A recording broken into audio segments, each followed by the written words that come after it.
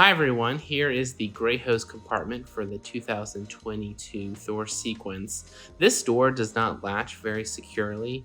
There's not a very high quality build from Thor Motor Coach on this particular compartment. So the door will pop open while you're driving, and then the hose will fly out and rip while you're on the highway.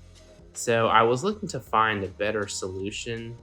I do have a couple of other hose accessories and wanted something that fit with what I already had. So I went to Home Depot. I got these three parts. This is a pipe coupling. This is a pipe to garden hose converter fitting. And then this is a converter from garden hose to bayonet RV pipe. So I ripped out the gray tank and looked at the other accessories I have. So this is my cassette toilet. And I have a black water hose adapter.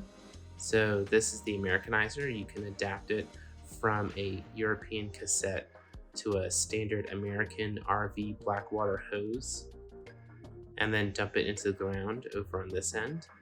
So using the same parts, it came with this cleaner. So now with my modification, the same part that I used to clean out the black water hose, I can actually repurpose and save on space and use this for the gray water.